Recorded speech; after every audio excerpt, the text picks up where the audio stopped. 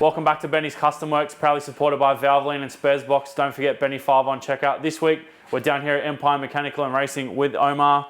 He's already torn down my LS. We want to address top 3 comments on what people thought was wrong versus what Omar's actually found.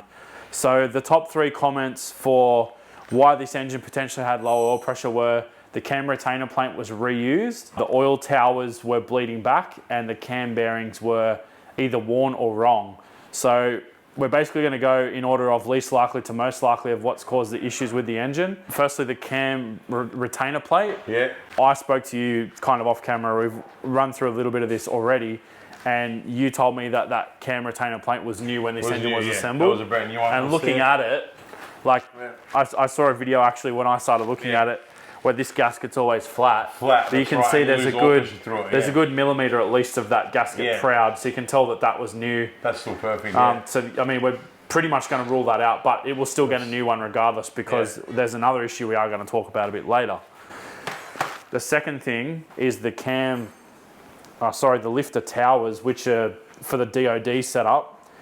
Omar actually blocked that off earlier with Welsh plugs. So there's no way that we're going to get any oil bleed through that. It's mechanically blocked. It's not just being sealed by the stock L98 valley plate, right? So the O-rings that are in that L98 valley plate are basically just in there to set the height of it. Yeah, that's it. Like it's not sealing any oil or anything like that. No, that's why we put these Welsh plugs in there. Just to eliminate that problem. Right to seal it up completely, Yeah, nice. And then obviously the internet also thought about cam bearings, and it's not great what we've found. Give me a bit of a run through, because I mean, you've explained it to me already, but give me a bit more of a rundown again so that we can so basically when we stripped it down, we obviously had a good look at it, because we couldn't see anything wrong with that plate or any other issue. But as we pulled the crank out, we noticed the crank was pretty scored, so we had obviously a low oil pressure problem. First thing we done was look at the cam bearings. So when I looked at the first one, I'm like, okay, they're worn. I think that's the issue. But when we put this engine together, we sent this engine out to a machine shop with the camshaft, and they pressed in the new cam bearings. They supplied the bearings too, right? Yeah, they supplied the cam bearings, pressed them in. So obviously when we assembled the engine, we put the camshaft in, everything felt right.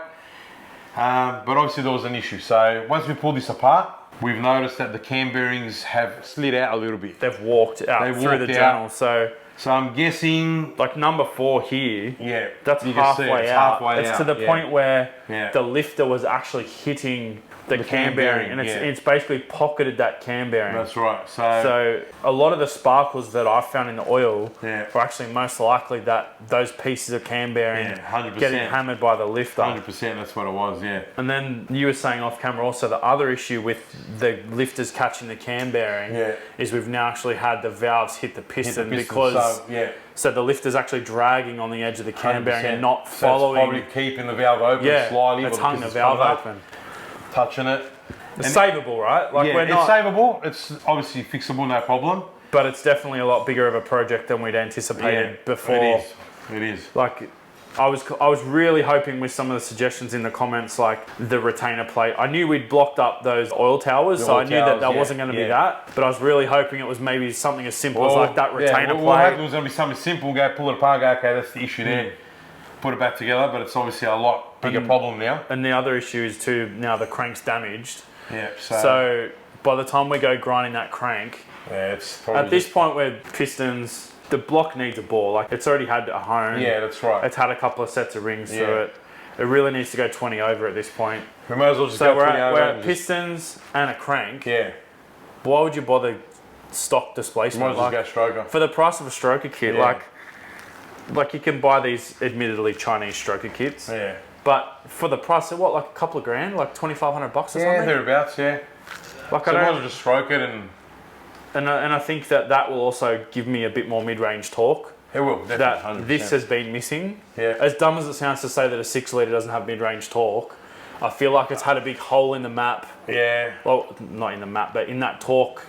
Where I really want the torque in that 4.5 grand window. Yeah, it just wasn't It's just been a little bit lazy, a bit doughy, It's always been a bit lazy. And I mean, I don't know if that was maybe down to cam choice a little bit. Camshaft as well. It's kind of a generic cam that we've chucked in. The camshaft's the brain of the engine at the end of the day, so if that's not set right, Well, if it's not the right camshaft for your application. Yeah, and that was part of the reason to go into the Kelford as well. Like, speaking to Josh at Kelford, I kind of explained what the car was, what we wanted to do. And he was going through all sorts of information, like what does the car weigh? How much do you want to rev it to? Yeah, like what diff ratio is it? And he asked a million questions about the actual car to make sure that we could get the best cam package to suit what I wanted to do with it. That way it suits exactly, like you're talking about the stroker as well? Yeah. So it's going to be stroker? Yeah. So that's it, at least it's all going to be. So we went through the whole thing, told him it was going to be 403 and that whole deal, and he's still confident we can turn it to like 7300. Yeah, it shouldn't be a problem. So it's pretty. Or with the stroker kit. Yeah, which I thought maybe with the stroker kit you'd have to pull the revs down a bit, but that'll rev past 7, no problem. That's cool. Like it's a pretty. Yeah. It's restored my faith back into LSs a bit. Like it's been a bit of a bummer. Well, it was a bit of a failure to launch. Yeah, along the way, trying to figure out this low oil pressure problem. Yeah. And to be honest with you, because there were brand new cam bearings put in there, we didn't really think of that. We never really thought, they're brand new cam bearings, so we sort of always. And the interesting thing, looked away from that. You know? Going back to this engine. Yeah. This engine came from ACM as a pull-out. It wasn't a good running engine. This was a rebuilder. Yeah, I remember that. And they told me it had low oil pressure. Yeah, so you probably... So I wonder if the tunnel, there's something funky going on with the cam tunnel.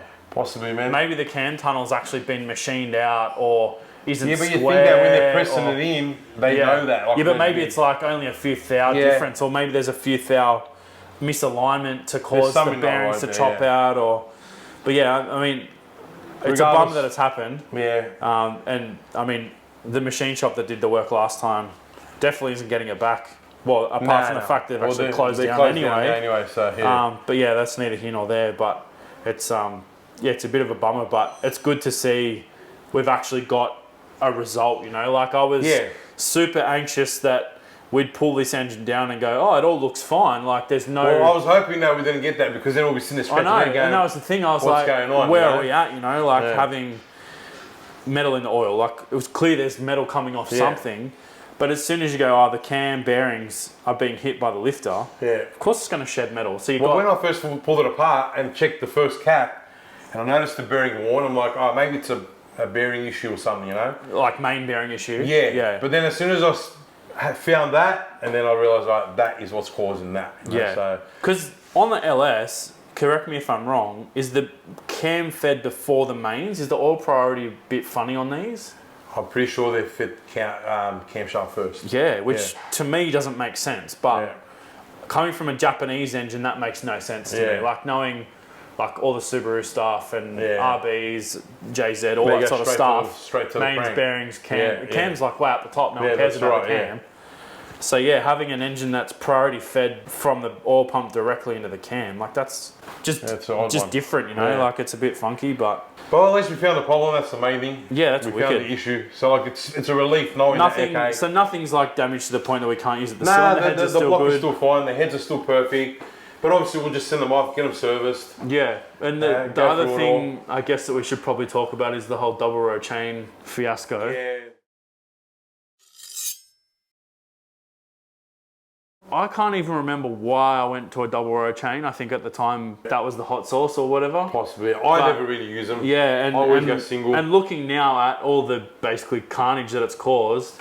Like considering, well, I mean, that's where a lot of the metal would have been coming from as well. A lot of that would have been, That cam plate, like we said, that engine only went together, I don't know, let's call it 500 Ks, because we don't know exactly how many Ks it's done, but considering how much that is eating that plate in those Ks, like that's just ridiculous. So being that there's absolutely no reason to have a double row chain in this application, I think we'll just go back to the single. That could also have been an issue with these cam bearings. Maybe the cam was floating a little bit, and maybe the thrust. You know that's true. Actually, I didn't think of that. It could be the cam's actually floating, because this is supposed to control the thrust of the cam, right? Yeah.